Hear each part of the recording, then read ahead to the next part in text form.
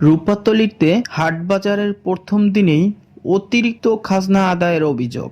বরিশাল নগরীর ঐতিহ্যবাহী রূপাতলী হাউজিং কাঁচাবাজারে নতুন ইজারাদারদের কবলে হারাতে বসেছে তার ঐতিহ্য। এ নিয়ে পাইকারি ও খুচরা ব্যবসায়ীরা বিভিন্ন মহলে অভিযোগ করেও পাচ্ছেন না তার কোনো প্রতিকার।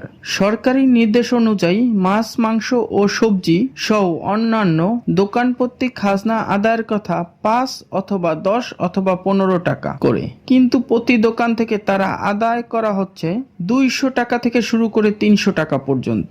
সরকারি নিয়ম থাকলেও বাজারে টানানো হয়নি কোনো খাজনা চার্ট, ব্যবসায়ীদের দেওয়া হয় নাই খাজনা আদায়ের রসিদ। ক্ষুদ্র ব্যবসায়ীরা বলেন, ৫ই আগস্ট স্বৈরাচারী সরকার পতন হওয়ার পরে ছাত্রদের সহযোগিতায় কিছুটা স্বস্তিতে ব্যবসা করেছি আমরা।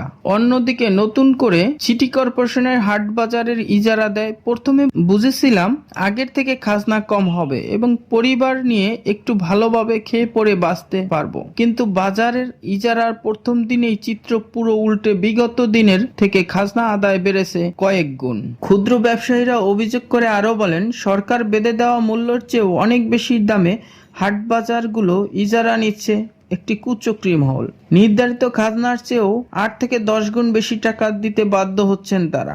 ২৪ নং ওয়ার্ড বিএনপির সাবেক আহ্বায়ক ও মহানগর বিএনপির সদস্য নান্টু জানান, বাজারের সবাই ক্ষুদ্র ব্যবসায়ী, এদের কাছ থেকে বেশি টাকা নেওয়া সমীচীন হচ্ছে না। যদি কেউ দলের নাম ভাঙিয়ে অতিরিক্ত টাকা আদায় করে থাকে তার দায়ভার তার নিজের নিতে হবে। ২৪ নং ওয়ার্ড বিএনপির সাবেক সাধারণ সম্পাদক ও বাজার ইজারাদার আবুল কালাম আজাদ এ বিষয়ে অভিযোগ অস্বীকার করে বলেন, রেট চাঁদ হাতে পাইনি, এই জন্য টাকা উত্তোলন করতে কিছুটা ঝামেলা হচ্ছে। সিটি কর্পোরেশনের নিয়ম অমান্য করে রসিদ ছাড়া অতিরিক্ত টাকা উত্তোলন করা যায় কিনা জানতে চাইলে তিনি কোনো উত্তর দিতে পারেননি।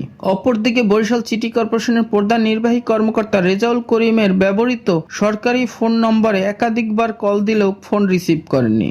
অতিরিক্ত খাজনা আদায় বন্ধের প্রয়োজনীয় ব্যবস্থা নেবে সংশ্লিষ্ট কর্তৃপক্ষ, এটাই দাবি ক্ষুদ্র ব্যবসায়ীদের। নিউজ ডেস্ক, বিজলি টিভি।